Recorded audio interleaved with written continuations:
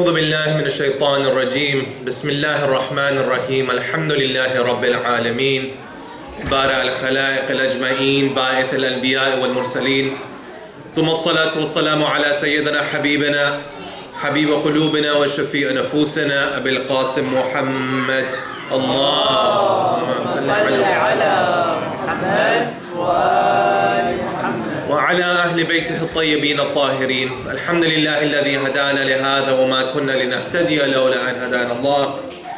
أما بعد فقد قال الله في كتابه المبين أعوذ بالله من الشيطان الرجيم بسم الله الرحمن الرحيم فطرة الله التي فطر الناس عليها لا تبديل لخلق الله ذلك دين القيم ولكن أكثر الناس لا يعلمون. صلوا على محمد وآل محمد.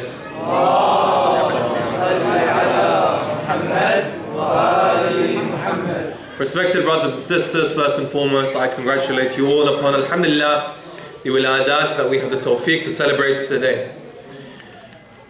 A few hours ago, we had a discussion at the university on the biographical nature of the individuals that we are celebrating. So currently, for this discussion, inshallah, I will take somewhat of a more pragmatic and practical note in regards to what we can take away and apply in our own lives. When we look at the heroes of Karbala, when we look at the individuals such as the Ma'asumeen, we see that they possess certain qualities that we aspire to and we admire. When we look at one specific trait that not just the Ma'asumeen possess, however, when we look at the ulama, when we look at the fuqaha, when we look at the urafa, we see that a common theme for all of these individuals comes down to taqwa. Now, when we ask the question, how is it that one can develop taqwa? Through which means and mediums can an individual acquire taqwa? More importantly, the question arises, what is taqwa? Now, when we look at how many times it's been mentioned in the Holy Quran, we see at 251 occasions, in some form or another, the word taqwa has been used. Not only that, if we look at the current compilation of the Holy Quran, we see in Surah Baqarah, after the first verse, what does it say? Bismillah ar-Rahman ar-Rahim, Alif Lam Mim, ذَلِكَ الْكِتَابُ لَا رَيْبَ فِيهِ هُدًى لِلْمُتَّقِينَ. So me as an individual who would like to acquire taqwa, me as an individual who would like to attain taqwa, to become a muttaqi, it's been mentioned 251 times in the Holy Quran. The opening verses of Surah Baqarah itself is guiding me towards this. Therefore the question arises, how do I actually get to obtaining this attribute? That being said, upon further analysis of this verse, I think it's important for us to question. If me as an individual, I want to find an answer to my question, I ponder upon the words of the Holy Quran. So if me as an individual, I would now like to attain and acquire taqwa, I'd like to become a muttaqi. I'd like to become an individual who possesses this trait. Of course, I look to the Holy Quran for answers, do I not? When I open up the Holy Quran, respected brothers and sisters, if we repeat the verse I just mentioned, are we left with more questions or are we left with more answers? Bismillah ar-Rahman ar-Rahim, ذَلِكَ الْكِتَابُ لَا رَيْبَ فِيهِ هُدًى لِلْمُتَّقِينَ. Allah subhanahu wa ta'ala is telling us, this book is only a guidance for who? For those who have taqwa. So wait, I'm supposed to use this book in order to get taqwa? But Allah subhanahu wa ta'ala is saying that this book is only for use for an individual who has taqwa. So I'm in a catch-22 here, am I not? Do I read this book in order to become a muttaqi? But this book is telling me I need to be a muttaqi in order to be guided by it. So our definition now deepens. It's much more multifaceted than what reaches the eye. ذَلِكَ الْكِتَابُ لَا رَيْبَ فِيهِ هُدًى لِلْمُتَّقِينَ. You must be a muttaqi to begin with, and this book is going to be any use to you. So now the importance of the discussion is much more. That we read the Quran, alhamdulillah, every day. We heard the recitation before the lecture itself. Every aspect of our life is influenced by the Holy Book itself. However, the book itself is telling us that this book could not guide you if you are not a muttaqi. This book cannot guide you if you don't have taqwa. Therefore, inshallah, over the next few minutes, what we will try to discuss and conclude is what do we mean by taqwa, and how can I become a muttaqi so that I can benefit from the words of the Holy Quran and actually attain proximity to the divine. Sallu ala Muhammad wa ali Muhammad.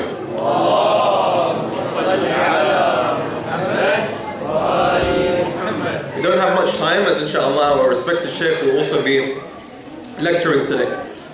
However, if we were to divide the bahth into the different components, I think that logically speaking, the best thing that we can do is look at what the common definitions for taqwa are. Now, when we look at a cultural definition of taqwa, when we look at what it means in regards to how the masses may understand it, what do we see? We see that taqwa is often defined as fear, is it not? Fear Allah. We've seen it in the translations of the Quran. Fear Allah. Ittaqullah. Ittaqunnar. So on and so forth. So I ask you the question, respected brothers and sisters, do you find this a satisfying definition of taqwa? Can't be. If you are saying that the relationship I need to have with the wajibul wujud, with the primary entity is that of fear, I ask you, is there any development in fear? Is there any growth in fear? Is there any rushd in fear? The answer to that question is no.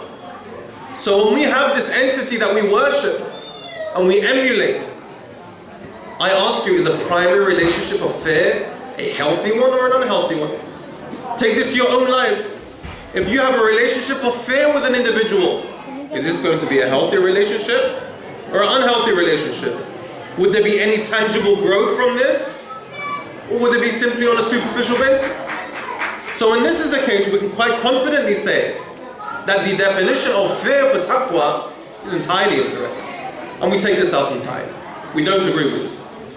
We see that when Allah subhanahu wa ta'ala refers to taqwa in the Holy Quran, for example, ittaqullah and ittaqunnar, He says that fear, when we speak of Allah, is not from His dhat.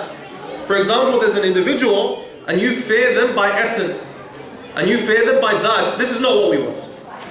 Allah subhanahu wa ta'ala is saying that your relationship with Him should be as such that your primary relationship is that of love. And what do you fear? Those of you who are married, those of you who have children, those of you who have parents, what do you fear when you're in a relationship of love with somebody? Disappointing them, no? Angering them. Allah subhanahu wa ta'ala is saying this is the relationship with me. The primary relationship is that of hubb, is that of love. And the fear that would arise would be as a result of disappointing him or doing something that he did not command.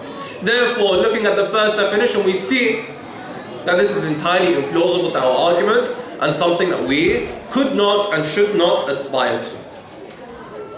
We begin with our second. We have already established that it's not fear. Another very common definition is piety. In the English language, this is very commonly used, right? Taqwa is piety. I must be pious in order to benefit from the Quran. I must attain this piety in order to be a true muttaqi. However, when we look at the root words of taqwa, what are they? The root letters that we see, the masdar of it is waqaya. What does waqaya mean? It means to protect from what harms, like a shield. So when we see that this is the case, and when we see that this is a discussion at hand, we see piety itself is the end product of an individual who has taqwa. Piety itself is the final product of an individual who is a muttaqi. But piety is not taqwa itself. This is something that needs to be understood. Because if we say piety is taqwa, how do we go about attaining it? It's a very mysterious word, is it not? I would define piety differently to how you define piety. Everyone in this room would define piety in a very different manner. So if we say the very basis of our religion is based on the fact that we need to be a muttaqi, piety is not the definition that we are looking for. We come to the next definition, which is abstinence. And this is where our ishkalat will come to an end. We see very commonly an individual who is described as a muttaqi is who? An individual sitting in a mosque, far away in the corner, doing adhkar, and not involving themselves in community, right? We say, what's a muttaqi? What taqwa this individual is emanating and displaying.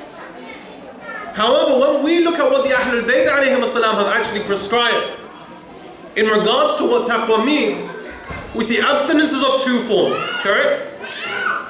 Form number one, you stay inside. Outside there is sin, outside there is corruption, outside there are things that are dangerous. So therefore we should stay in and stay away from the sin. Point number two, you go outside and despite all of the dhunub, and despite all of the sins that are occurring, you're able to stay away and abstain from it. An individual who abstains in the first category, this individual can play no role in society. This individual can play no role in community. And when you look at what the importance of the religion of Islam is, in comparison to the adyan that came before, is that we must play an active role in community and an active role in society. When you look at what the Hawza Ilmiya Najaf or Hawza Ilmiya Qom is prescribing to, we can't, like the other religions, go on a monastery on the top of a mountain and meditate until the end of our lives. This is something that's not prescribed. As beneficial as that would be for my personal spiritual development, we see that the religion of Islam is telling us that your role and your kamal and your success is in the community. And the best way that we can actually signify this is through the example of Rasulullah Muhammad sallallahu alayhi wa alihi.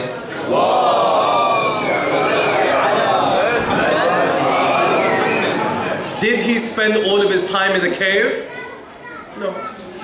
Did he spend all of his time with the people? No. So we see that there is this balance between the two.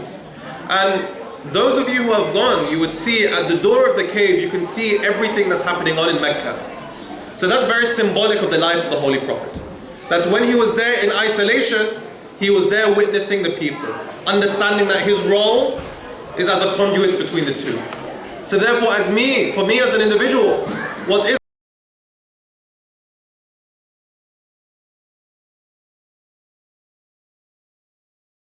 my wadifa, what is my role, is simply for me to make sure that I have an active role in society and not simply block myself away and say that this is what I am going to do as a muttaqi. We don't agree with this and we don't define it as such. However, that being said, we also have a tradition from the Holy Prophet where he mentions, if a disease is very severe in a particular area, don't go to it. This makes sense in a physical lens, and it also makes sense in a spiritual lens. So if there is a physical disease in an area, don't go to it. If there is spiritual diseases in an area that are so overwhelming, don't go to it either. So you need to know what your compass is. By me entering this area, am I going to be overwhelmed by the sins? If yes is the answer, you should not go. If no is the answer, it's excellent.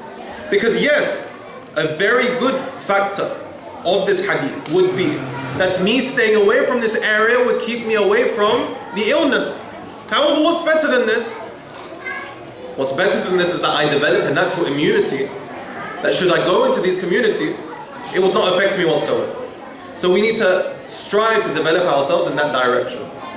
However, nonetheless, the question still remains. If abstinence is not the definition of taqwa, if fear is not the definition of taqwa, and piety is not the definition of taqwa, where does that leave us? Inshallah, that will be the basis of our conclusion. Sallu ala Muhammad wa ali Muhammad.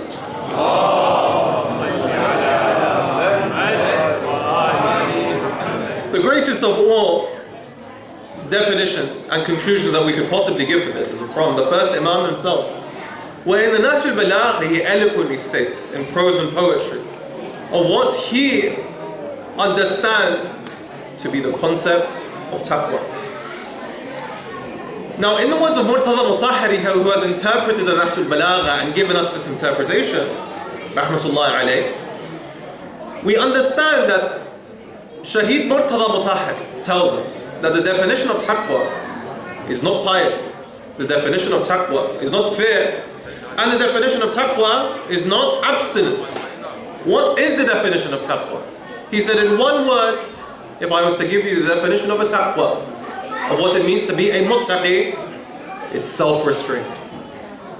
Now at first stance this may seem a bit underwhelming, no? Self-restraint? What do you mean self-restraint? There's nothing to it. However, we see that the entirety of the religion is based upon self-restraint. The entirety of it. The same question was asked to Imam Ja'far Sadiq, salawat ala Muhammad wa ala Muhammad.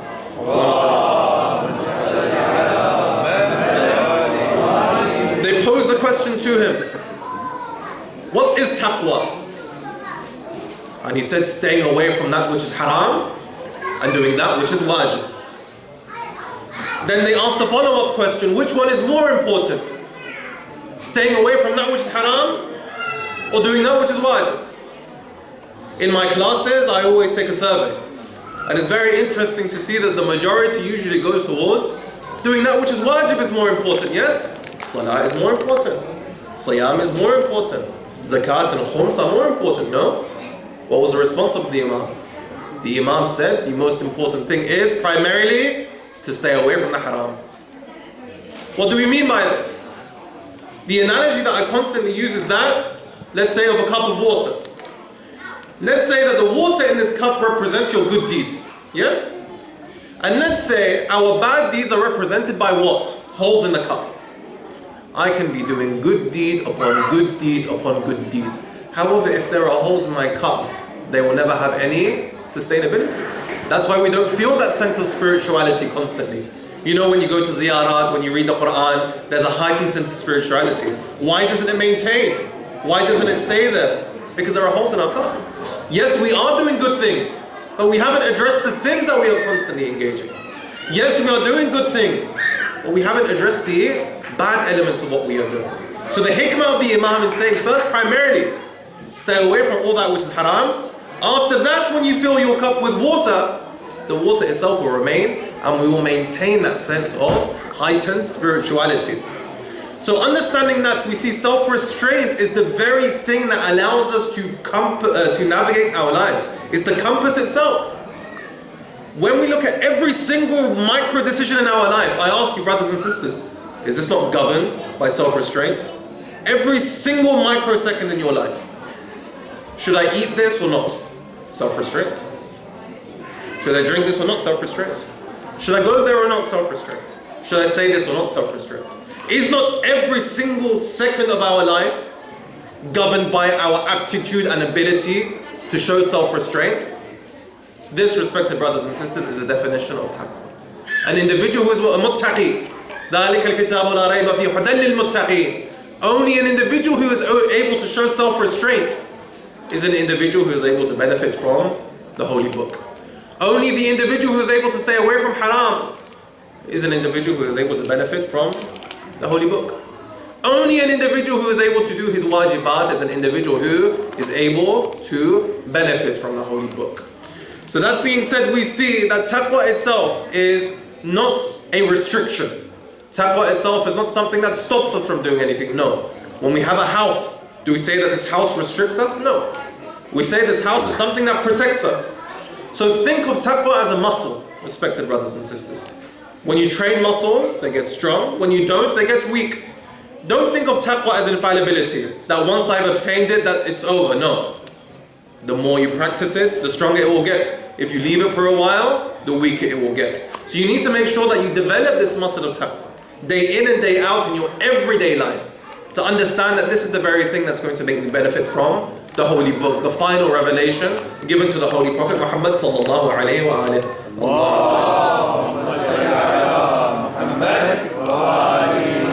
We conclude on the final story. We see that we live in an age of post-modernity, do we not? Everything is subjective. We are not sure what the truth is. This individual saying this is true, this individual saying that is true. Now I am in the middle, where do I stand? How do I know what the truth is? How do I know what is true? We live in a confusing era, do we not? Well, we say that the truth itself is subjective and is up to opinion. And there's no objective basis for it at all. However, though, in the Holy Quran, and we see through the ahadith, we see taqwa is the tool that allows us to establish this objectivity. Allah subhanahu wa ta'ala in the Holy Quran states, if you establish taqwa, if you are a muttaqi, I will separate truth and falsehood for you. You are in no position to. So we spend our lives seeking the truth, do we not? We spend our lives seeking what's right. Allah subhanahu wa ta'ala is saying, show self-restraint. Simply stay away from that which is haram and do that which is wajib. Upon doing that, you see that the path of truth and falsehood separates for you automatically. And Allah subhanahu wa ta'ala says that I will separate truth and falsehood for you. This is beautifully narrated in a tradition by Amir al-Mu'mineen Ali ibn Abi Talib sallallahu ala Muhammad wa ali Muhammad. Allahumma salli alayhi. When in the Battle of Siffin, a companion, a well-meaning companion, went up to Imam and said, listen, you are a companion of Rasulullah and you are on one side. Talha is a companion of Rasulullah, Zubayr is a companion of Rasulullah, they are on the other side. Where do we stand? Is this not a sensible question? Of course it's a sensible question. An individual who looks at some companions of Rasulullah on one side, fighting a few companions of Rasulullah on the other side, we would be, ourselves would be in a dichotomy, would we not? So, what was the response of Imam Ali? Eloquence. Eloquence at its finest. Nahj al-Balagha is the most well-suited title for a book that I've ever seen. The peak of eloquence. He stated that you have looked at the entire equation incorrectly. He said, how so? He said, you are looking at the people and seeing if the truth lines up with it. Where you need to be able to identify the truth and see if the people line up with it. Now, whenever we have a relationship with the truth, it's via a person or an organization or whatever it may be. Imam Ali is saying, no.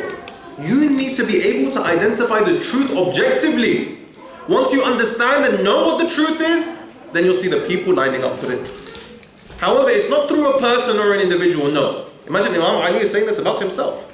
He's saying, don't look at people and say the truth lie with them. No. Identify what the truth is, and the people that line up with it, accept them. So we see that our discussion has come to an end, where we see that taqwa itself is a muscle of self-restraint that we need to develop, inshallah, over the course of our lives, to show self-restraint in all aspects. In order to bring to an end our discussion, it's important for us to make this practical. Well and good, self-restraint, right? But what is the kickstart that we need? What, after I leave this lecture, what's the first thing we can actually do to get the car of taqwa rolling? Alama Tabatabai rahmatullah alayh, he was asked, all of your teachings, tafsir al-mizan, Quran, ijtihad, everything, if you were to summarize the religion of Islam in one word, what word would you choose? It's a big question, huh? Everything, all of Islam, if you were to summarize it, this was at the end of his life, if you were to summarize it all in one word, what word would you choose? What do you think he said? Hubb. Love. He said that's what everything comes down to. He says our relationship with Allah subhanahu wa ta'ala, our relationship with the Lord is that of hubb. And as I said, I use the analogy of parents with children. When, for example, you have a newborn child and they're crying in the middle of the night, you don't get up and say, oh, what an act of taqwa I'm doing. I'm showing so much self-restraint that I'm getting out of bed and I'm not sleeping. I'm feeding my child. No. You get up and you feed the child out of your love for them, do you not? So whenever we want to pray, whenever we want to fast, we shouldn't do this as an act of wadifa. We shouldn't do this as an act of responsibility that, oh, we have to show so much self-restraint to gain this proximity to Allah subhanahu wa ta'ala. Our relationship of hope and love with Him should be so strong and so severe that all of the wajibat we do out of Allah for Allah subhanahu wa ta'ala. And all of the muharramat we stay away from due to our love for Allah subhanahu wa ta'ala. So self-restraint itself becomes something that's automatic as a result of an individual who has cultivated a relationship of hope and love with Allah subhanahu wa ta'ala. May Allah subhanahu wa ta'ala inshallah grant us all the tawfiq to attain this maqam. May Allah subhanahu wa ta'ala inshallah grant shifa to all those who are mareed. May Allah subhanahu wa ta'ala inshallah have mercy upon all the souls who have passed away. May Allah subhanahu wa ta'ala inshallah ensure peace across the world and specifically the Middle East at this point in time. And may Allah subhanahu wa ta'ala allow us to succeed in our ultimate endeavor, which is that of jihad and akbar. Wa akhir da'wana walhamdulillahi rabbil alameen. Salawat ala Muhammad wa alihi wa